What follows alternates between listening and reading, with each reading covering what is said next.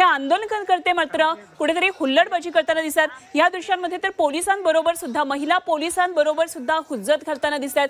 खरं तर ज्या मागणीसाठी आलेले आहेत ती मागणी पूर्ण करून घेणं किंवा त्या दृष्टीनं ज्या सगळ्या हालचाली घडतात त्याला प्रतिसाद देणं गरजेचं असताना मुंबईच्या रस्त्यावर उतरून मुंबईचं जीवनमान ठप्प करू नका असं खरं तर जरांगेंनी नेतृत्वाने त्यांना आवाहन केलेलं असताना सुद्धा हे आवाहन पाळलं जात नाहीये असं चित्र दिसतं आहे।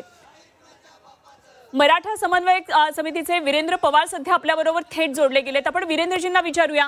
वीरेंद्रजी, आज जो सगळा एक अभूतपूर्व गोंधळ दक्षिण मुंबईमध्ये दिसतो आहे, सगळे मराठा आंदोलक आज खरं तर ज्यांनी आझाद मैदानामध्ये जरांगेंच्या समर्थनासाठी आत मैदानावर बसणं गरजेचं आहे, रस्त्यावर फिरून कुठेतरी हुल्लडबाजी होत असते असं सगळं चित्र दिसतंय। महिला पत्रकारांबरोबर गैरवर्तन केलंय। जरांगेंचा आदेश जुमानला जात नाहीये का?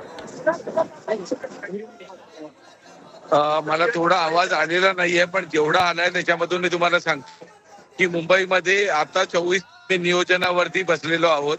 आताच आम्हाला पोलिसांनी जे आपलं क्रॉस मैदान आहे ते उघडून दिलेलं आहे। क्रॉस मैदानाच्या माध्यमातून सर्व गाड्या जेवढ्या या मुंबईमध्ये आलेल्या आहेत, या आतल्या भागामध्ये आलेल्या आहेत, त्यांना आम्ही जाऊन विनंती करतोय की त्या गाड्या तिथे लावाव्यात। तिथेच आम्ही जेवणाची देखील व्यवस्था करतोय। हीच मागणी ज्यावेळी आम्ही अर्ज केला त्याचवेळी आम्ही केलेला होता की क्रॉस मैदान आम्हाला जेवणासाठी उपलब्ध करून द्यावा। आज 5व्या दिवशी आम्हाला मिळतंय, त्यामुळे आम्हाला देखील नियोजन करण्यावरती ताण आहे। असलेल्या रिसोर्सेस, आमची जी मुंबईची जी ताकद आहे, मग मॅक्झिमम ताकद ही गणेशोत्सवासाठी गावाला गेलेली आहे। परंतु जे कार्यकर्ते माझ्या बरोबर आहेत, पुढे लोक आहेत, तेवढ्यामध्ये आम्ही आज ही लढाई लढतोय।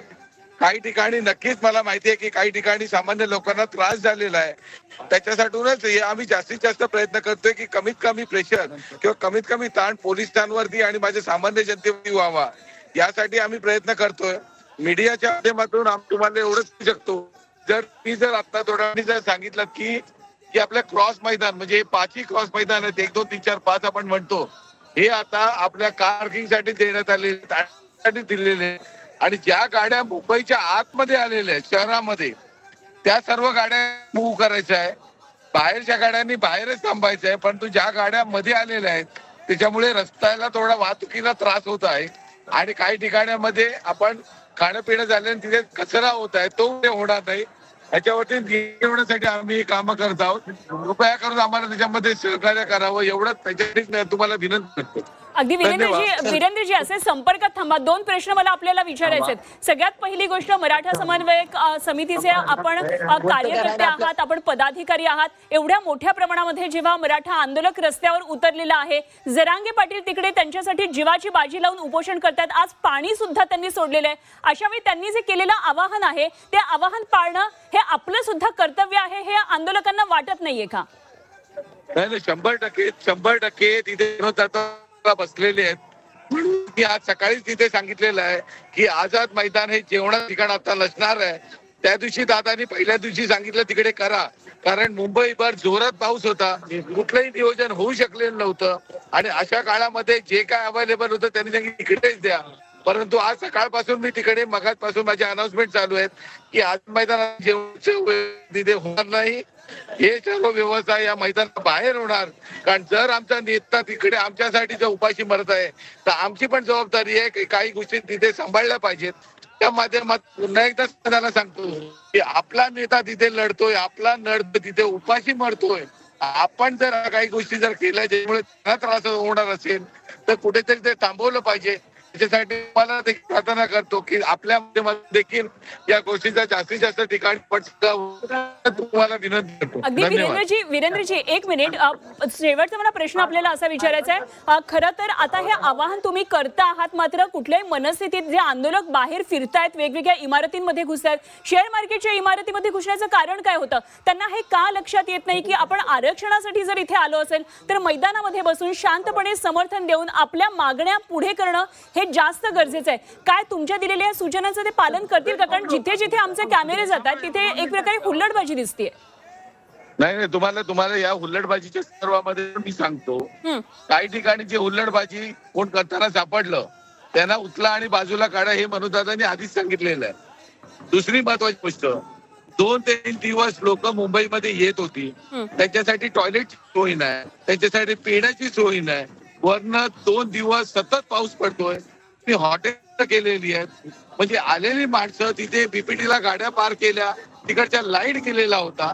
अशा वेळी मराठा समाजाच्या लोकांनी राहायचं कुठे? जो मिळाला असला तिकडे ते रात्रभर थांबले. जी विधी असते तिला रोखू शकत नाही. त्यामुळे अशा प्रकारच्या अडचणी या प्रशासनाने पेक्षा महानगरपालिकेने सुविधाच केल्या नाही. हे मी प्रामाणिकपणे तुम्हाला कागदावरती दाखवू शकतो. वारंवार त्या संदर्भामध्ये ऍडव्हान्स मध्ये आम्ही प्रेस घेतलेले आहेत की आम्हाला सहकार्य मिळत नाहीये. आणि तेच आज जेव्हा समोर आलेली आहे, आज आमच्याकडे नियोजनाचा अभाव आहे, माणसाचा अभाव आहे. अशा काळामध्ये जे काही झालं ते झालंय. आतापर्यंत पण आजपासून तरी सुधारायला आम्ही सुरुवात केली पाहिजे. या पायाच्या मी आहे. वीरेंद्रजी, हे सगळं मला मान्य आहे. तुम्ही म्हटलात की महानगरपालिकेने खरंच सोय केली पाहिजे होती. जेव्हा एवढी मोठी संख्या, हेच दाखवण्याचा आम्ही माध्यम खरं तर प्रयत्न करत होतो की या व्यथा सगळ्या मांडत होतो. बरं, आमच्या ज्या महिला भगिनी पत्रकार ज्या सध्या ग्राउंडवर आहेत, प्रत्येक गोष्ट त्या सगळ्या टिपण्याचा प्रयत्न करतात, प्रत्येक गोष्ट संपूर्ण महाराष्ट्रापर्यंत पोहोचवण्याचा प्रयत्न करतात. अशा या पत्रकार महिला भगिनींबरोबर सुद्धा गैरवर्तन झालंय. माझ्या सहकारी ज्या सध्या ग्राउंडवर आहेत त्यांना सुद्धा या सगळ्याचा सामना करावा लागलेला आहे. याकडे तुम्ही कसं पाहता? कारण हे थांबणं तर गरजेचं होतं. जर तुमच्या भावना आम्ही पोहोचवत असू, समस्त महाराष्ट्रापर्यंत पोहोचवत असू, तर अशा प्रकारे तुम्ही तुमच्या बहिणींबरोबर असे वागणार का? बघा, आम्ही आतापर्यंत मुंबई म्हणून आम्ही जेवढं सहकार्य करायचंय तेवढं आम्ही 24 तास करतोय. ज्या पद्धतीने उपाययोजना करायला पाहिजे होत्या अगोदर, त्या शेवटच्या मोमेंटला आपण करतोय. पण तरी पण मी कुणाला त्याचं बोलतो ना, आम्ही त्याला दोषी ठरवत नाही. जे काही आज आहे माझ्या हातामध्ये, जे काय आम्ही देऊ शकतो आम्ही आज ते काढण्यासाठी आम्ही इथे रस्त्यावरती उतरलेलो आहोत. कृपया त्याचा वेगळा अर्थ लावून घेऊ नका. आम्हाला कुणाला आता दोष द्यायलाही वेळ नाहीये. जे सहकार्य आम्ही जास्तीत जास्त प्रमाणात करू शकतो ते करण्यासाठी आम्ही रस्त्यावरती उतरलेलो आहे. हे सगळं आवरण्यासाठी, हे सगळं नियंत्रणात आणण्यासाठी किती मराठा संघटना सध्या आपल्या बरोबर? त्यासाठी काय तुम्ही वेगवेगळ्या जिल्ह्यांमधून तशी सुद्धा कुमक मागवली का? कारण वीरेंद्रजी, मला फक्त आठवण करून द्यायची आहे, जे शांततेत मराठे मोर्चे निघालेले होते, जगभरात त्या मोर्चांचं कौतुक झालं, तेव्हा अशी हुल्लडबाजी मला वाटत नाही की कुठल्याही मराठा समाज याबद्दल ऐकून घेऊ शकतो. त्यामुळे हे सगळं या कार्यकर्त्यांनी, आंदोलनकर्त्यांनी लक्षात ठेवलं पाहिजे की ज्यावेळी 9 ऑगस्ट 2017 रोजी जो मोर्चा आला होता, ज्याला आम्ही मुक बोललो, आमच्या तोंडावरची नक्की पट्टी काढली कोणी याचा शोध तुम्ही घ्या. म्हणजे तुम्हाला ह्याचा हे कळेल की का आम्ही हे बोलतोय, का हे या परिस्थितीमध्ये यावं लागलंय ना.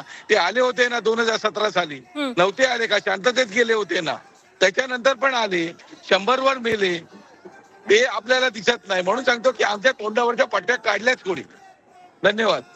ठीक आहे, मात्र तरी सुद्धा शांततेत हे सगळा मोर्चा, तुमचं आंदोलन झालं पाहिजे, याबाबत आम्ही सुद्धा तुमच्या बरोबर सहमत आहोत. मात्र हे नियंत्रण झालं पाहिजे, यावर हुल्लडबाजी होता कामा नये. मराठा समाज ज्या गोष्टीसाठी आरक्षण करतोय, या आरक्षणाच्या लढ्याला कुठेही गालबोट लागायला नको, एवढीच खरं तर अपेक्षा आहे. त्यामुळे लवकरात लवकर आपण अशा हुल्लडबाज आंदोलनकर्त्यांना वेळी समज द्यावी, हीच खरं तर अपेक्षा इथून मी व्यक्त करते.